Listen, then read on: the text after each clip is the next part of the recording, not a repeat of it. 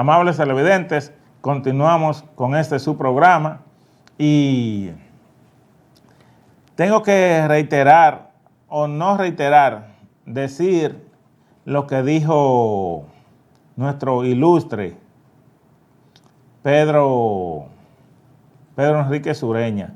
Oh América, que conoces tus grandes hombres cuando ya son tus grandes muertos. Lo digo a propósito de la muerte de Orlando, porque óigame, es mucha la tinta que se ha derramado, muchos los comentarios. He visto que lo han llamado un titán en los medios de comunicación, lo han llamado de todas maneras, wow, lo han insuflado. La verdad que ahí cabe ese refrán, ese dicho de Pedro Enrique Sureña, de que América reconoce sus grandes hombres cuando ya son sus grandes muertos, porque nunca el señor Orlando Jorge Mera había disfrutado de tantas palabras así que, wow, si fueran ciertas, si fueran sustanciosas, wow, era para uno insuflarse y subir como un globo para la estratosfera.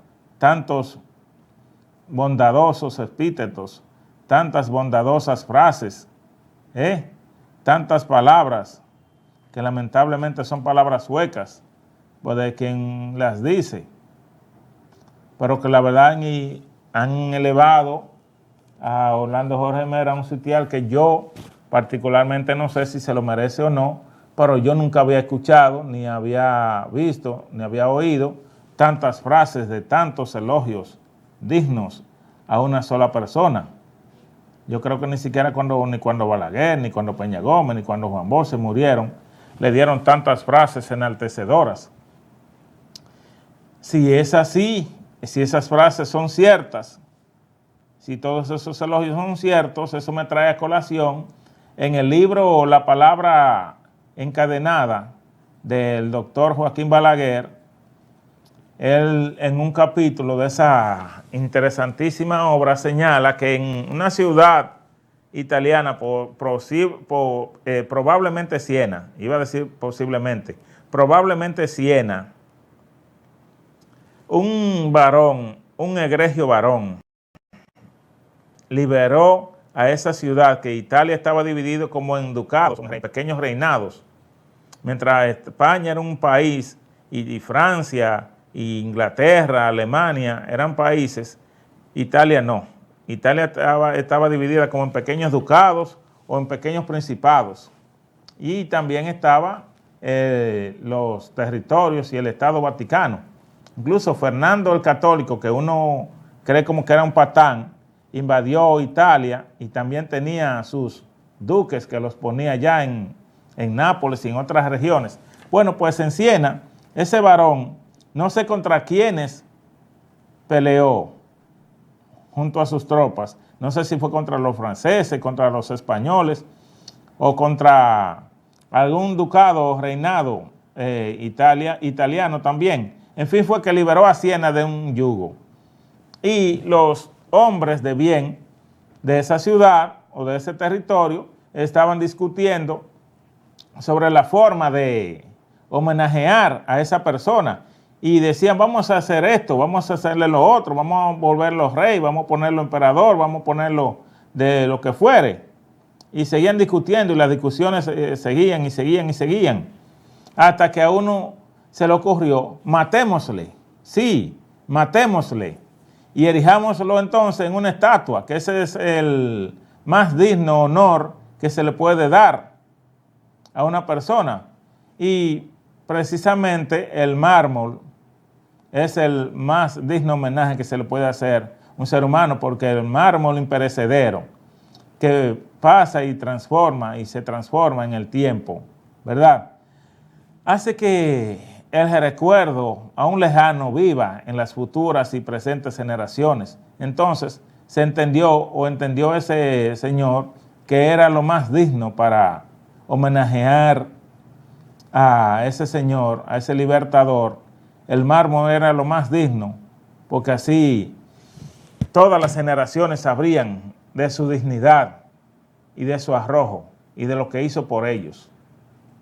Entonces, eso me viene a colación a propósito de todo eso que se ha dicho de Orlando Jorge Mera, que reitero, No sé si se los merece o no se los merece, simplemente estoy diciendo que nunca había visto tantos elogios, tantas palabras para una sola persona, ni cuando se murieron los patriarcas de las últimas décadas de la política dominicana del siglo pasado, después de la muerte del tirano Trujillo. Ellos fueron los protagonistas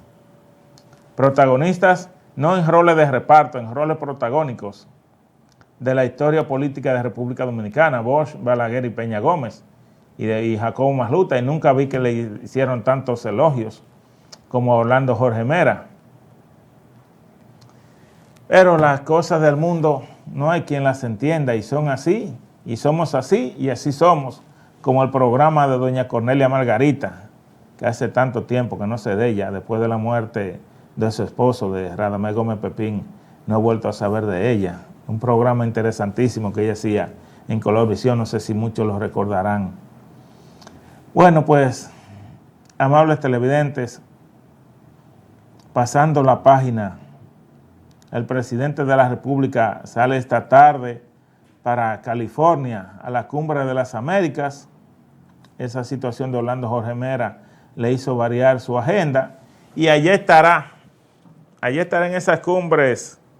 Bueno, una cumbre interesante en el sentido de que estará con el presidente de los Estados Unidos, con el primer ministro canadiense y el presidente de la República. Algo insulso y banal, como son esas cumbres, puede convertirlo en algo importante si llega a hacer algún tipo de amarre, algún tipo de negociaciones con el primer ministro Trudeau de Canadá, que se va a reunir con él. También se va a reunir con el primer ministro haitiano, que eso es algo que él puede hacer aquí, en el país, o puede visitar Haití, o el primer ministro haitiano venir aquí, o juntarse en la frontera. Lo más importante es que con el primer ministro canadiense, Trudeau, él puede reunirse y hablar de cosas interesantes, porque los americanos como que no están por darnos mucho, como que no hay mucha cosa que hacer. No sé, como que se ha convertido las relaciones con Estados Unidos, han venido en algo estéril, pero no solamente para el país, sino para el resto del continente. Yo no veo que los americanos aportan para planes de desarrollo, para obras, como hacían antes. No, ya parece que con el desmembramiento de la Unión Soviética eso se acabó. Entonces, vamos a ver qué sucede con los canadienses, que Canadá tiene incluso problemas de población. Ojalá podamos hacer acuerdos migratorios para los que soporten el frío de Canadá, pueden hacerse acuerdos migratorios como los que se pretenden hacer con Estados Unidos y que no han fructificado hasta el día de hoy, que se pretende hacer en Puerto Rico, y que eso debió ser una realidad hace muchísimo tiempo, de dominicanos ir a trabajar a Puerto Rico y pasarse 6 meses allá y volver aquí al país. Eso nos ayudaría mucho a la economía y se diría como oxígeno para los dominicanos, y más para tantos dominicanos que quieren salir del país, y ahí estarían cerca, aún al lado, en una esquina, estarían del país, ahí en Puerto Rico. Entonces, eso no es nada raro lo que estamos proponiendo, porque los mexicanos tienen acuerdos de esa naturaleza con los mismos gringos, y también creo que quieren hacerlo con los canadienses. Entonces, si el presidente Abinader puede hacer ese tipo de acuerdo con el primer ministro Trudeau, de que dominicanos vayan a trabajar allá, quizás sería bueno que vayan de abril a septiembre, porque ese invierno en Canadá, una gente del trópico, no es tan fácil aguantarlo, no es tan fácil. Así que 6 meses allá, 6 meses aquí, a ver si nosotros echamos para adelante, aunque dice el Banco Mundial o las autoridades dominicanas que vamos a crecer un 5%. Un 5% vamos a crecer este año. Siempre nosotros estamos creciendo por demás de todos los países. Yo nunca he visto que Chile creciera tanto, pero Chile es un país ya desarrollado. Uruguay es un país desarrollado, y nunca la economía Uruguay ya ha crecido tanto como la dominicana, porque la República Dominicana, su economía viene creciendo desde años ancestrales, y crece 10%, 5%, 7%, y todos los años crece y crece y crece y crece. y no nos desarrollamos. Yo conversaba con un viceministro de Economía, Planificación y Desarrollo, conocido casi por todos, el hijo de Narciso Isa Conde, Pavel Isa Contreras, y yo le dije, pero ven acá, ¿y cómo es qué es lo que hay que hacer para que nosotros nos desarrollemos? ¿Qué es lo que hay que hacer para desarrollar la economía? Porque si crecemos y crecemos y no hay forma de que nos desarrollemos. Bueno, cuando ese desarrollo se invierta en servicios sociales, mejor policía, mejor transporte público, mejor servicios públicos, servicios sociales, en todos los sentidos, decía él.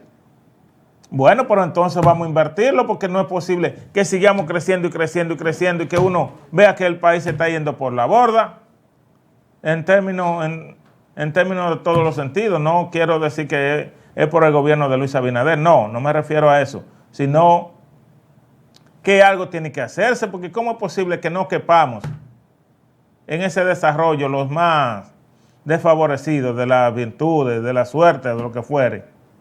El país crece y crece y crece, y esa bendita economía, entonces los que están ahora, cuando no estaban, criticaban tanto este desarrollo, o el crecimiento económico, que el Banco Central era por esto y por lo otro, que inflaba las estadísticas, y ahora están ellos, también seguimos creciendo, y no hay forma de unir el desarrollo del país a ese crecimiento económico que tanto se cacarea y que ya resulta tan latoso para los oídos de nosotros, los dominicanos.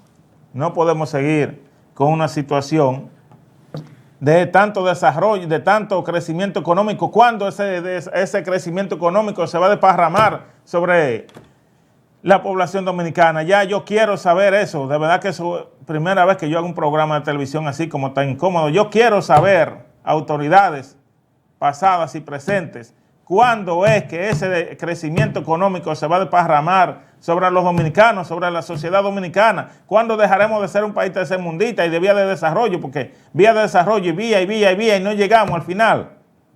Ya yo quiero saber cuándo es que ese mencionado crecimiento económico va a llegar a los dominicanos, pues ya yo estoy cansado, como tantos dominicanos están cansados, que el crecimiento económico de tanto por ciento, ¿y cuándo es que se va a manifestar ese jodido crecimiento en los dominicanos, para que no haya tanta hambre, tantas necesidades, para que tanta gente no tenga que hacer lo que hace para vivir aquí, como ya dije del sicariato, tanta gente que anda pululando en los zafacones, que ahora cada día son más? Pausamos y continuamos con ustedes en breve.